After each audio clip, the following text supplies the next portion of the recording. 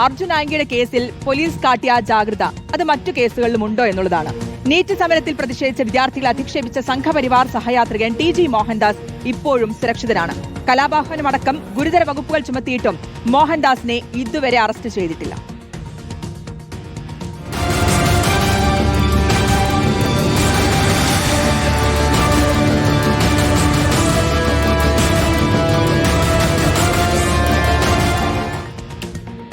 ചോദ്യപേപ്പർ ചോർച്ചയ്ക്കെതിരെ ദില്ലിയിൽ സമരം ചെയ്ത വിദ്യാർത്ഥികളെ അധിക്ഷേപിച്ച ടി.ജി. മോഹൻദാസിനെ തൊടാതെ പോലീസ്. വിദ്വേഷ പരാമർശം നടത്തി 11 ദിവസമായിട്ടും തിരുവനന്തപുരം സൈബർ പോലീസ് എടുത്ത കേസിൽ തുടർ നടപടി ഉണ്ടായില്ല.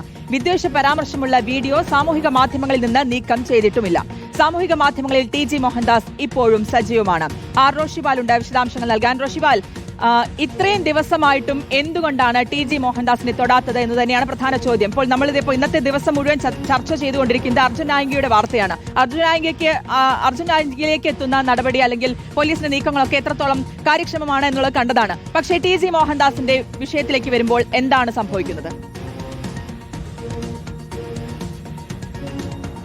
ശ്രുതി, ദില്ലിയിൽ സമരം നടത്തിയ വിദ്യാർത്ഥികൾക്കെതിരെ അധിക്ഷേപ പരാമർശം നടത്തിയതിന് അത് ആ സമരത്തിൽ പങ്കെടുത്ത വിദ്യാർത്ഥിനികൾക്കെതിരെ പിന്തുണച്ച സ്ത്രീകൾക്കെതിരെ ഏറ്റവും മോശമായ കേട്ടാൽ അറക്കുന്ന ഭാഷയുള്ള പരാമർശങ്ങളാണ് തന്റെ യൂട്യൂബിലൂടെ ടി.ജി. മോഹൻദാസ് നടത്തിയത്. യൂട്യൂബർ കൂടിയായ ടി.ജി. മോഹൻദാസിന്റെ ഈ നടപടിക്കെതിരെ നിരവധി പരാതികൾ വന്നിരുന്നു. ആ പരാതികളിൽ ഒരു പരാതിയിലാണ് തിരുവനന്തപുരത്ത് സൈബർ പോലീസ് സ്റ്റേഷനിൽ എഫ്ഐആർ രജിസ്റ്റർ ചെയ്തത്.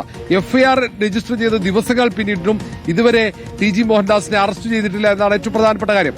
കലാപാഹ്വാനം ഉൾപ്പെടെയുള്ള ജാമ്യം ലഭിക്കാത്ത കുറ്റങ്ങൾ ചുമത്തിയാണ് ടി.ജി. മോഹൻദാസിനെതിരെ പോലീസ് കേസെടുത്തതെങ്കിൽ ഇത്രയും ദിവസമായിട്ടും ടി.ജി. മോഹൻദാസിനെ ചോദ്യം ചെയ്യാൻ തയ്യാറായിട്ടില്ല എന്നത് പ്രധാനമാണ്. അറസ്റ്റ് ചെയ്യാൻ തയ്യാറായിട്ടില്ല. പോലീസ് ഇതുവരെ ടി.ജി. മോഹൻദാസുമായി ബന്ധപ്പെട്ട കേസിൽ ഒരു വിശദീകരണം തന്നില്ല. ആംഗിയെ അറസ്റ്റ് ചെയ്യാൻ എടുത്ത വേഗത ടി.ജി. മോഹൻദാസിന്റെ കാര്യത്തിൽ എന്തുകൊണ്ടുണ്ടാകുന്നില്ല എന്ന് സാമൂഹ്യ മാധ്യമത്തിൽ ഇതിനോടകം ചോദ്യങ്ങൾ ഉയർന്നു കഴിഞ്ഞു. കാരണം സ്ത്രീകൾക്കെതിരെ അത്രയും കേട്ടാലറക്കുന്ന ഭാഷയിൽ അധിക്ഷേപം ചൊരിഞ്ഞ വിദ്യാർത്ഥി സമരത്തെ അധിക്ഷേപിച്ച കലാപാഹ്വാനമാണ്. വിദ്യാർത്ഥി സമരത്തെ തനിക്കധികാരം ലഭിച്ചിരുന്നെങ്കിൽ അവിടെ കർഫ്യൂ പ്രഖ്യാപിച്ച് എല്ലാവരെയും വെടിവെച്ചു കൊല്ലും, ശവങ്ങൾ വാരിക്കൂട്ടി ഒരിടത്തേക്ക് എത്തിക്കുമെന്നൊക്കെ സാമൂഹ്യ മാധ്യമത്തിലൂടെ ആഹ്വാനം ചെയ്തു. അതുവഴി കലാപത്തിനുള്ള ആഹ്വാനമാണ് ടി.ജി. മോഹൻദാസ് നൽകിയതെന്നാണ് പോലീസ് പ്രാഥമിക പരിശോധനയിൽ കണ്ടെത്തിയത്. അതിന്റെ അടിസ്ഥാനത്തിൽ തന്നെയാണ് സൈബർ പോലീസ് കേസെടുത്ത് മുന്നോട്ട് പോവുകയും ചെയ്തത്. പക്ഷേ ടി.ജി. മോഹൻദാസ് ഇപ്പോഴും സുരക്ഷിതനാണ്. എവിടെയാണെന്നറിയില്ല. ഇപ്പോഴും പക്ഷേ സാമൂഹ്യ മാധ്യമത്തിൽ ആ കണ്ടന്റുകൾ മുഴുവനുണ്ട്. സാമൂഹ്യ മാധ്യമത്തിൽ അധിക്ഷേപം ചൊരിഞ്ഞ കലാപാഹ്വാനം ചെയ്ത ആ കണ്ടന്റുകൾ പോലും നശിപ്പിച്ചിട്ടില്ല. അത് അതേപോലെ തുടരുന്നു. വീണ്ടും സജീവമാണ് സാമൂഹ്യ മാധ്യമത്തിൽ ടി.ജി. മോഹൻദാസ്. തീർച്ചയായിട്ടും അങ്ങേയറ്റം വിദ്വേഷപരമായിട്ടുള്ള ഒരു പരാമർശമാണ് ടി.ജി. മോഹൻദാസ് നടത്തിയിട്ടുള്ളത് എന്നുള്ളതാണ്.